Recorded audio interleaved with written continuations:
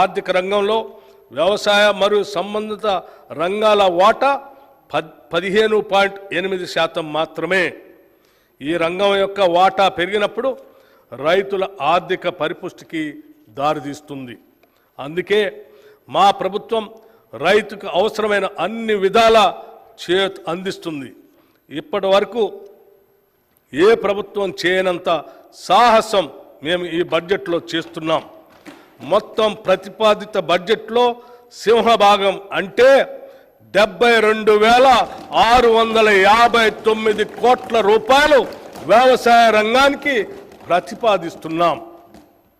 ఇది రైతుల తలరాతలు మార్చే ఒక చారిత్రాత్మక నిర్ణయం. భారతదేశ చరిత్రలో వ్యవసాయ రంగానికి ఇది ఒక మైలురాయి. హార్టికల్చర్ ఆయిల్ పామ్ సాగు తెలంగాణలో 12.12 లక్షల ఎకరాల్లో, ఉద్యాన పంటల సాగు ద్వారా 53.06 లక్షల మెట్రిక్ టన్నుల ఉత్పత్తి జరుగుతూ ఉంది. రాష్ట్రంలో ఆయిల్ పామ్ సాగును ప్రోత్సహించేందుకు oil palm area expansion under national mission on edible oils పథకం కింద ఆయిల్ పామ్ సాగు రైతులకి అవసరమైన సహాయం అందిస్తాం. 2024-25లో రాష్ట్రంలో 1 లక్ష ఎకరాల ఆయిల్ పామ్ సాగు చేసేలాగా లక్ష్యంగా పెట్టుకున్నాం. ఇప్పటికే 77,857 ఎకరాలకి రిజిస్ట్రేషన్ జరగగా 23,131 ఎకరాలకి అనుమతులు కూడా ఇవ్వటం జరిగింది. వచ్చిన మొత్తం రిజిస్ట్రేషన్లకి ఈ నెలలోనే ప్లాంటేషన్ మరియు డ్రిప్ అనుమతులు కూడా ఇవ్వాలని లక్ష్యంగా పెట్టుకున్నాం. నాణ్యమైన విత్తనాలు లభిస్తేనే రైతుకు సరైన దిగుబడి వస్తుంది.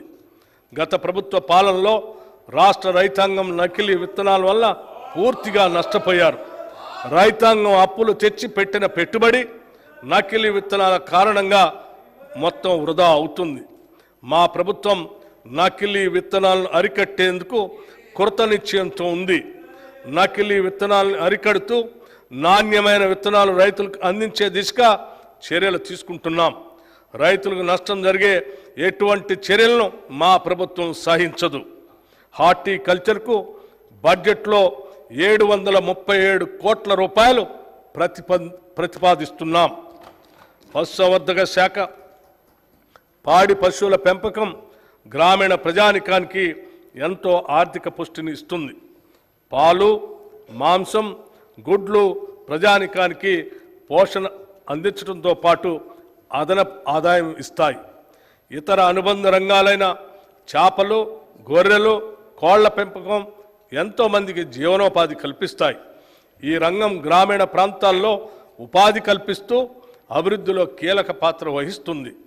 పాల ఉత్పత్తి రంగంలో 62% వాటా చిన్న సన్నకారు మరియు భూమి లేని పేదలదే. వారు రాష్ట్రంలోని పశు సంపదలో 70% వాటా పొంది ఉన్నారు. ఈ రంగంలో రాష్ట్రం 326.39 లక్షల పశు సంపదతో దేశంలో 8వ స్థానంలో ఉంది.